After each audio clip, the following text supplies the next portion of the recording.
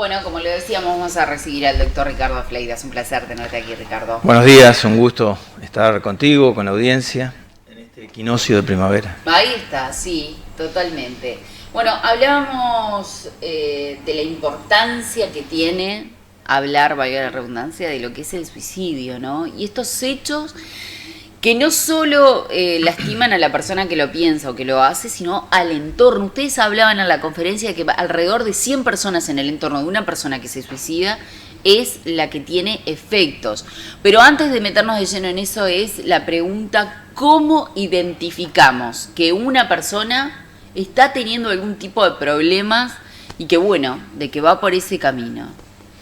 No, está claro que el sufrimiento psíquico que tiene una persona que previamente ha tenido ideas suicidas o conductas, no siempre es fácil de identificar, pero sí ese sufrimiento o ese malestar uno puede verlo a través de conductas o a través de gestos. De alguna forma, para darte un pantallazo de esta pregunta que me hacías, la Universidad de la República desarrolló lo que significa un grupo de comprensión y prevención sobre la conducta suicida, ya que no es unicausal, o sea, no es lineal la explicación. O sea, no es que vos puedas decir, bueno, esto se identifica así porque a esta persona le pasó tal cosa. Claro, le pasa esto y automáticamente... Exacto, no es así. Eso es una realidad que ya hace mucho que se entiende, pero a tal punto que es tan compleja que requiere desarrollar investigaciones porque puede ser muy variable. Por ejemplo, vamos a las cifras, ¿no? El suicidio en el Uruguay es una de las cifras más altas de las tasas, incluso con 20 cada 100.000 habitantes, es la última cifra del año 2020, siempre se dan las cifras del año anterior, y de esa forma ha ido marcando que por lo menos 30 años a lo largo del tiempo, Uruguay ha mantenido cifras que siguen siendo altas. O sea, es una realidad donde te marca la complejidad de los factores causales, pero hay grupos etarios donde se representa más. Por ejemplo, entre los 15 y los 30 años es uno de los grupos etarios que más resalta, y después tenemos en las personas mayores, ¿no? Esos dos grupos etarios, y ahí vos podés identificar que hay factores causales bien diferentes, ¿no? Porque de acuerdo al grupo de edad, claro, sin duda que los factores que influyen para que una persona perciba que no tiene salida, porque de eso se trata, ¿no? La sensación, una percepción de que no hay salida a una situación conflictiva o a un problema X que tenga, que es bien diferente, ¿no? El problema que pueda tener en su juventud, donde lo podemos asociar a la situación laboral, lo podemos asociar a la situación de conflictos de pareja, lo podemos asociar a problemas familiares, a problemas de estudio. O sea, hay un sinfín de posibilidades y de factores que cada uno hasta por ahí podría influir con distinto peso. No es que esté uno solo, pero a veces lo que oficia desencadenante es una situación conflictiva, ¿no? Se presenta una frustración en medio de un escenario donde hay dificultades económicas, dificultades para introducir o mejorar esos resultados académicos, ¿no? A su vez una relación de pareja no estable, con irregularidades, y todo eso es el escenario en el cual hay una frustración un determinado día y surge una reacción impulsiva, por ejemplo. Y en esa reacción impulsiva la persona termina con su vida. Otro escenario es una persona mayor, donde seguramente ya terminó su periodo laboral, pero muchas veces la soledad, las situaciones en las cuales las personas mayores hoy en día al envejecer se van quedando solas, ¿no? O se van alejando los hijos, o hay poco contacto, interrelación con los nietos, ni que hablar las situaciones donde la adaptación, por ejemplo, se hace presente. Cuando hay un escenario determinado, ¿no? Y hay un esfuerzo de adaptarse, como está haciendo ahora, por ejemplo, ¿no? Esta adaptación a la presencialidad después de 1 año y medio de estar aislados. O como lo fue también una situación de aislamiento, ¿no? Después de la normalidad que vivíamos. Que eso fue como más fuerte, porque además nadie sabía lo que era estar como aislado, ¿no? Sí, pero sin embargo ahora se empieza a visibilizar más por el esfuerzo de la socialización que representa de nuevo volver a convivir con otros. Eso, por ejemplo, es lo que estuvimos observando en la adolescencia, ¿no? Es decir, la adolescencia que está marcando con la presencialidad y enormes dificultades para adaptarse. Muchos de los docentes nos plantean la situación de apatía con la que volvieron los jóvenes, ¿no? Las dificultades para interrelacionarse unos con otros, la desconfianza, ¿no? El temor, los miedos, ¿no? Situaciones donde tenés que imaginarte que durante 18 meses o más los mensajes son no te aglomeres, no te juntes, mantén tu burbuja, ¿no? Eso también tiene una repercusión. Ahora, qué importante esto que estás diciendo, ¿no? Porque yo creo que nosotros no tomamos conciencia de lo que es, porque en realidad uno lo mira así y decís, estaban todos desesperados por volver al liceo, estaban todos desesperados por salir, a nadie le afectó porque los jóvenes son súper prácticos y se adaptan, y en realidad no es así, les cuesta absolutamente todo, y ahí están los adultos que necesitamos entenderlos, ¿no? Y saber que no es todo automático y todo fácil para ellos también, ¿no? Claro, capaz acá podemos empezar a conversar de ese tema que es lo siguiente, pero hacer un dar vuelta a la hoja, ¿no? Es decir, uno lo que veníamos hablando es de la prevención del suicidio, ¿no? Y lo que están, cuáles son los factores que influyen para que una persona tenga conductas o ideas suicidas. Dentro de esto la universidad, que intenta comprender a través de uno de los investigadores, que es Pablo Hein, que señala estas cosas que tienen que ver con cómo abordamos las frustraciones. Y ahí era un poco lo que comentábamos en la conferencia de prensa, que mencionábamos a algunos deportistas, ¿no? que frente a esta situación del fracaso o el cambio en su etapa de vida, de haber terminado su ciclo deportivo, ¿no? deciden o terminar con su vida. Entonces, el tema del ¿no? ¿Cómo es la preparación para él para perder? Claro. ¿No? Porque en general, Pablo Hein, que es investigador de la universidad, dice, en la sociedad hay pocas instituciones donde se prepara, ¿no? a las personas para enfrentar los fracasos o los conflictos, ¿no? Es decir, tanto la educación, mismo como la familia, claro. ¿no? Hay una consigna de que tenés que tener éxito, tenés que prepararte, tenés que estudiar, todo con miras del éxito. Pero poco se prepara para cuando la persona tiene un fracaso, cómo superarlo. Y en realidad la vida es una sucesión, ¿no? de caídas, de tropiezos, de me levanto, tropiezo, me levanto. Y esa conciencia no está en la formación de las personas. Entonces eso hace que algunos cuando se enfrentan a esa oportunidad que tuvieron de que era deportista y que era su futuro, ¿no? se termina esa etapa o no les salen las cosas como...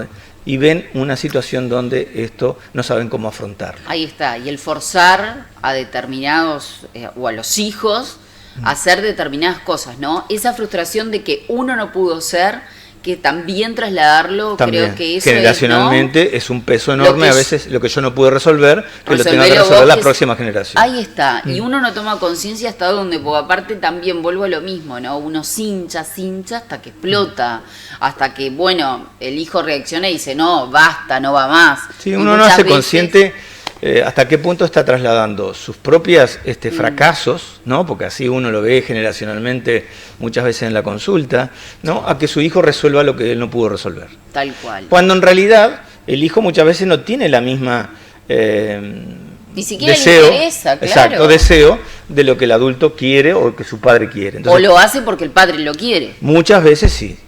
Muchas veces es una necesidad sentida desde el adulto y no sentida desde ese hijo. Ahí está. Y eso entonces, también en ese contexto es que nosotros, y basándonos un poco en la evidencia de lo que se ha ido recogiendo, ¿no? decidimos, ¿no? en función de que el retorno a la presencialidad ha significado una adaptación para muchos adolescentes, que la evidencia marca que son los que han sufrido más en la pandemia, ¿no? Es decir, lo que arrojó la OSEC, que es un observatorio socioeconómico y conductual que funcionó dentro del GACH, ¿no? Alrededor de abril a junio de este año, hicieron una investigación donde marcaron que los adolescentes son la población que más ha sido afectada por la pandemia, ¿no? Sobre todo de 17 a 35 años, ¿no? Una adolescencia un poco más estirada, pero de 17 a 35 años, jóvenes de esa edad son los que han sido más afectados en problemas del sueño, la mitad de ellos han tenido problemas del sueño, síntomas de angustia y depresión. Y el aumento de los consumos, tanto de alcohol como cannabis. Esos elementos son los que han encontrado en la evidencia. Por otro lado tenemos la Sociedad de Pediatría, que también identificó que la pandemia afectó en la infancia aspectos que tienen que ver con la concentración de los niños. Casi un 60% tiene dificultades para concentrarse, ¿no? Y después hay un porcentaje menor que tiene dificultades para seguir el foco de atención. O sea, no logra sostener el foco de atención mucho tiempo, ¿no? Esos elementos, más las alteraciones del sueño que presentan muchos de estos niños de 7 a 17 años, marcan la necesidad de que, si todos esos niños van a consulta, es imposible atenderlos. Y claro. Entonces, desde Comepa asumimos, ¿no?, junto con el área de prevención, junto con el primer nivel de atención, que son la doctora Pesati y la doctora Spalvier, ¿no?, y el apoyo desde la dirección técnica, de salir a las instituciones educativas para contribuir en la institución educativa a una lectura de esto que está pasando, para que los docentes puedan, desde ese lugar, también formular propuestas institucionales. Ahí está. Entonces es una actividad preventiva, que entendemos que es de significativo valor, para ayudar a enfrentar la adaptación. Y ahí vamos al concepto de la prevención de la conducta suicida. Muchos de los planteos que habían en los centros educativos tienen que ver con los cortes, con aquellas situaciones donde los adolescentes eligen una situación de autolesión, ¿no?, pero también síntomas de depresión, síntomas de angustia, miedos. Entonces, trabajar con esta estadística, qué cosas se pueden hacer desde la institución educativa, nos parece que es un rol más que significativo, y los recursos de salud colaborando con la educación. En este caso están yendo a las instituciones. ¿También están haciendo jornadas con los padres? Bien, arrancamos, en la nota de prensa que nos hicieron, fue el 10 de septiembre, arrancamos con una reunión con los padres del Liceo 3, donde intercambiamos sobre estas realidades, ¿no?, donde escuchamos, pero también donde valoramos ciertas propuestas que está haciendo el centro educativo en la línea de atacar estos diagnósticos. Porque si estamos hablando de apatía, si estamos hablando de desconfianza, si estamos hablando de miedos, ¿no?, es un rol fundamental el que puede hacer la educación, ¿no?, a través de propuestas de integración, de reencuentro, porque de alguna forma le planteamos, es como que arrancar de cero en la socialización de muchos de ellos. Ni te imaginas cuando son aquellos que pasaron de escuela a primer año de enseñanza media.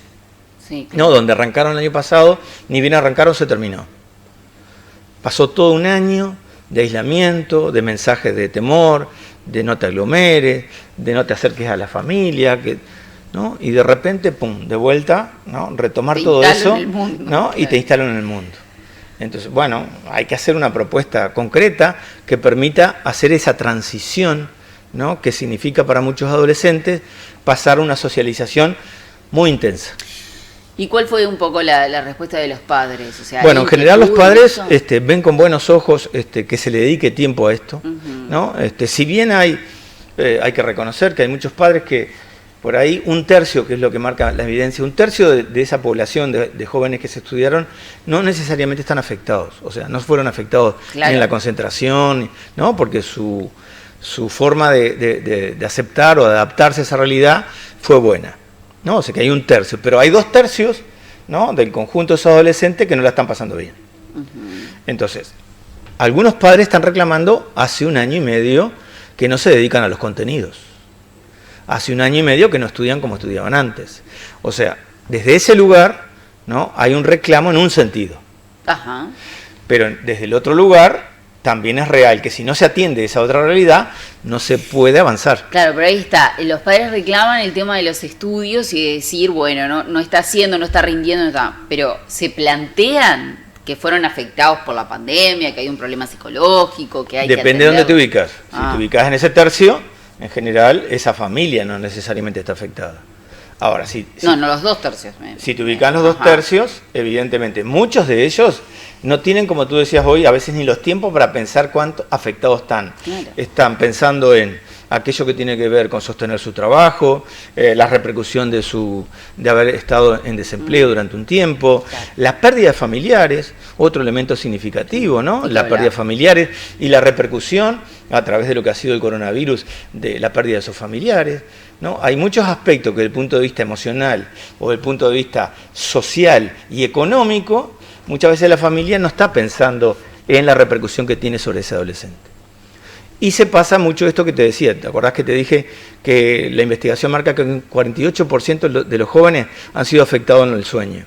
Sí. Eso tiene que ver con los cambios del día por la noche, ¿no? Y que muchas veces ese adolescente hace o ha hecho durante la pandemia lo mejor que puede para bancársela. Sí, totalmente. ¿No? Y lo mejor que puede es a esa altura dedicarse muchas veces a lo virtual, ¿no? Y ahí se genera esta relación que fundamentalmente es de noche, de día duermen, y de noche están los juegos, están los intercambios, están las series, están un montón de cosas que los padres dicen, yo me iba a acostar y después que se arreglara. Ahora, nos enfocamos un poco en la pandemia, pero existe evidentemente, como tú lo decías, otro problema social, la depresión, la angustia, que también está instalado y que poco nos damos cuenta, ¿no? Porque bueno, ahora porque pasó lo de la pandemia, pero las cifras, como tú lo decías al principio, del suicidio en nuestro país son muy altas y no toda la vida hubo pandemia. Pero además no solo la adolescencia, sino los adultos, que no queremos comparar, no voy a comparar porque en realidad, como vos decís, son problemas diferentes, pero bueno, asusta cuando son adolescentes, ¿no? Porque uno vuelve a lo mismo. A veces uno es tan básico que dice, ¿qué problema puede tener? Bien. Y sin embargo... Ahí viene bien para comentar algunas cosas, Mercedes. En primer lugar, ¿no? Es decir, ¿qué entendemos por, tú hablaste de depresión, ¿no? A veces hay que poder delimitar bien lo que son la enfermedad mental, ¿no? De aquellos malestares, ¿no? Que existen en la sociedad.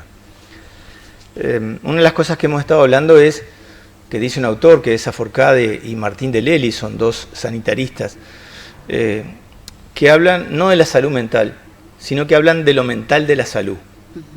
Entendiendo que hablar de la salud mental es como poner aparte de la salud, ¿no? Que uno tiene la idea de la salud y hace referencia en general a lo biológico, al cuerpo, ¿no?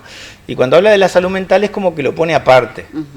Hablar de lo mental de la salud es decir, lo mental está incorporado en la salud desde una mirada integral.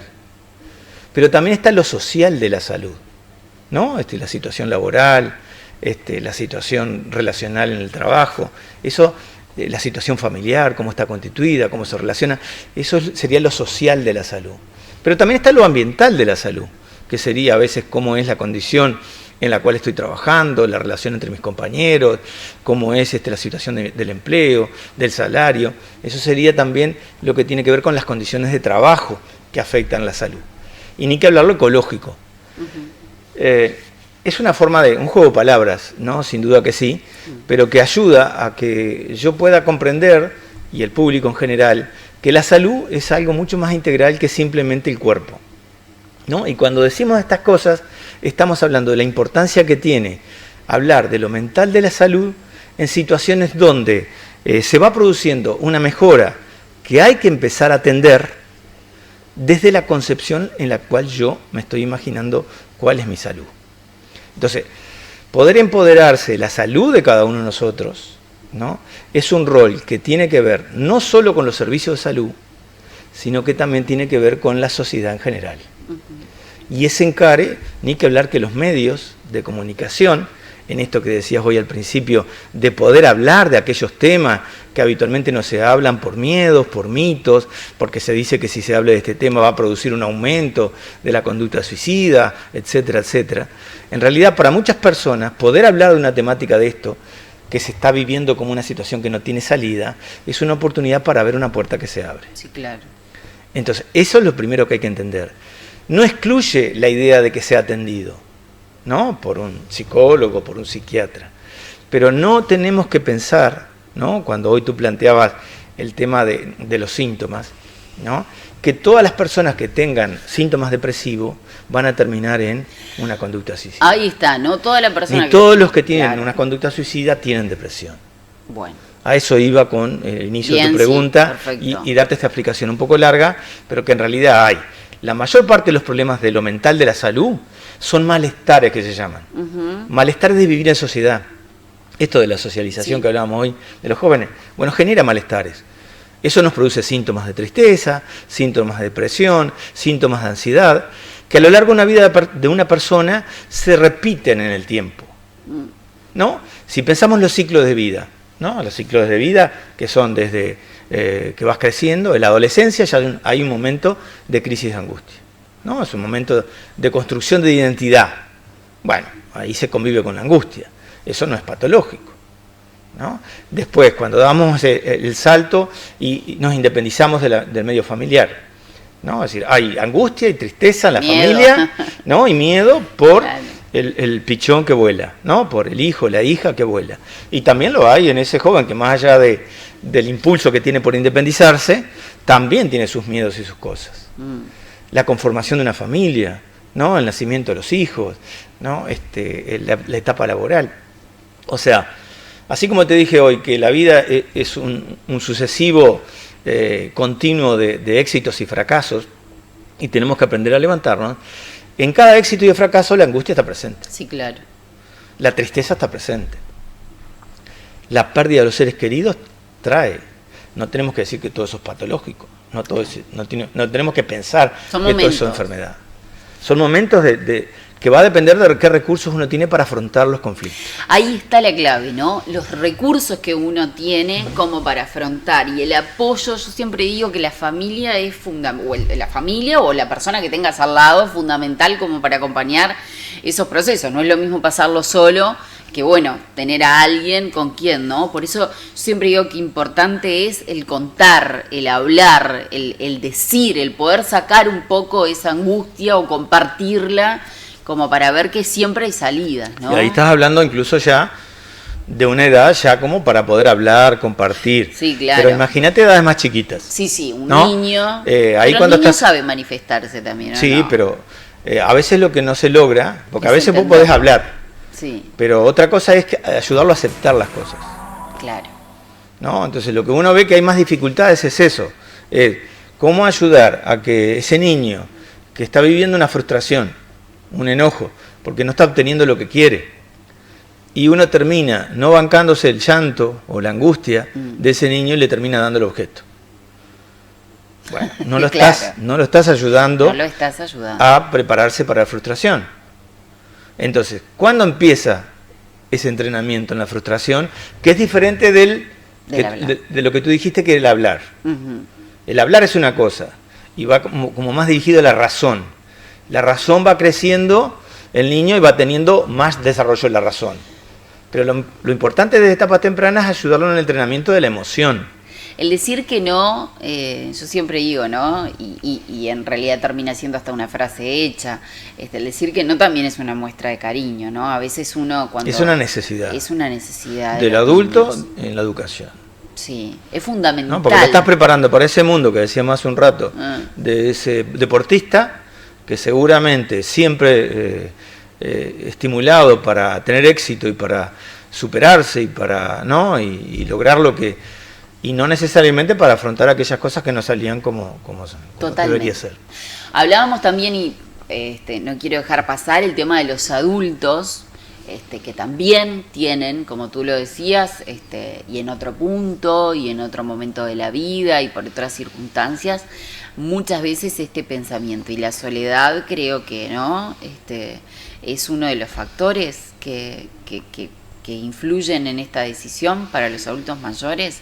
Una vez se dice, bueno, pasó tanto, como vos decís, pasó tantos procesos, todo, y de adulto toma es como también, ¿no? Un poco chocante. Sí, a veces tiene que ver con qué escucha se le está dando a las emociones, ¿no? Porque a veces los cuidados, que tienen que ver priorizados casi siempre en lo biológico, que no se lastime, que no se caiga, que no esto, que no lo otro, pero poco a veces se escucha cómo se siente.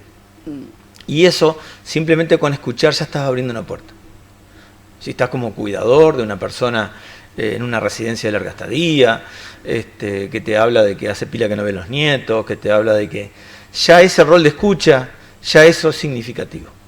Y claro, muchas veces ya le está dando una salida a esa situación que está viviendo en ese momento, ¿no? Y eso es importante tenerlo en cuenta, porque no importa el lugar en el que estás, ¿no? A veces como empleado de como te decía hace un rato, de una residencia. Decía, de poder contarlo, ¿no? De poder hablar. Pero ya es en el adulto. Yo claro, creo que ahí es donde tenés que posicionarte, depende de qué persona y a qué edad tenés delante, ¿no? Es decir, lo mismo para un adolescente. A veces entrenar o enseñar a un adolescente que se exprese cómo se siente, le lleva todo un tema de confianza que no es lo mismo con una persona mayor. Claro. Totalmente, pero era lo que tú decís, ¿no? A la persona mayor hay que escucharla muchísimo y en este tema de pandemia también se afectó. Sin duda. Convengamos que muchos abuelos y personas mayores quedaron aisladas, solas, porque no tenían no podían en realidad tener este tipo de vínculos, ¿no? Y para muchos la tecnología les significó sin duda que un alivio de esa situación de ansiedad, porque el ver a la persona, el familiar, por videoconferencia, producía alivio, ¿no? Sí, yo creo por que lo eso, menos era algo, ¿no? Era así. No estaba el contacto, pero estaba verlo y estar con eso, y eso era importante. Bueno, Ricardo, como lo decíamos ya para ir finalizando, Comepa está haciendo un trabajo bien importante con los estudiantes. ¿Los liceos se comunican? ¿Ustedes van? ¿Cómo lo manejan a eso? En principio, desde el comienzo de la actividad, porque hay que ser claros, ¿no? Yo te lo decía, el pedido era consultas, ¿no? Y los llamados de diferentes liceos eran, queremos el acceso a la consulta. Claro. Cuando vimos el volumen de los planteos, entonces reformulamos la propuesta y decimos, bueno, esto es una oportunidad, ¿no? Es una oportunidad de que se desarrolle una actividad de prevención de lo mental, de la salud y de otros aspectos que están en juego también, porque los miedos a veces tienen que ver con el manejo de lo que significa la vacuna, el manejo de lo que significa el volver a clases y las distancias y las prevenciones. Bueno, en eso tienen un rol mis compañeras también importante a la hora de orientar, pero yo creo que mucho es esta oportunidad de seguir haciendo las derivaciones para las situaciones más complejas, que ameritan el abordaje de aquellas especializaciones que existen en la institución, y poder abordar junto con las instituciones educativas o las deportivas, que también es otra instancia y otro espacio más que destacado que se empiezan a presentar este tipo de problemas, ¿no? Junto con ellos, cómo abordarlas. Entonces, por ahora están siendo llamados de 3, 4 liceos que hemos tenido contacto, ¿no? Alrededor de unos 200 docentes hemos estado interactuando, ya sea presencial o ya sea forma virtual, ¿no? Y también junto con la Dirección Departamental de Salud, que nos convocó para trabajar junto con ACE, la idea es trabajar junto con la otra prestadora de salud, ¿no? Abordar las situaciones que en general se vienen planteando del conjunto de las instituciones.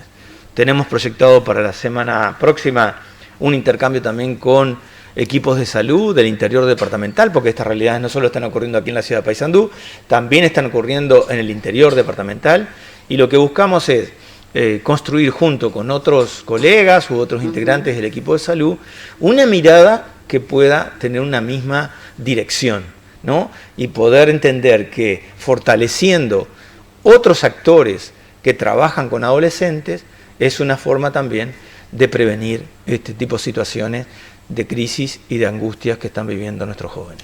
Ricardo, te quiero agradecer muchísimo, quedaría mucho más para hablar. Bien. Porque es un tema, pero bueno, Con no gusto. va a faltar oportunidad, porque creo que hablar de estos temas que son de la realidad y del común diario me parece que es fundamental aportar, ¿no? Desde este lado y poder, bueno, charlar un poco con más naturalidad, ¿no? Sí, capaz este intercambio, comparto contigo que los roles de comunicación cumplen un rol más que importante, sí. Que pueda ser nutrido también por la opinión de la teleaudiencia y que ustedes puedan orientar a veces en por qué podemos venir también de otros temas que tienen que ver con esto de la convivencia, del retorno, de lo que significa después de 1 año y medio de estar aislados, y que hablar. Y lo que nos queda por seguir trabajando. Muchas gracias. A las órdenes. Vamos a la pausa y ya volvemos con más noticias.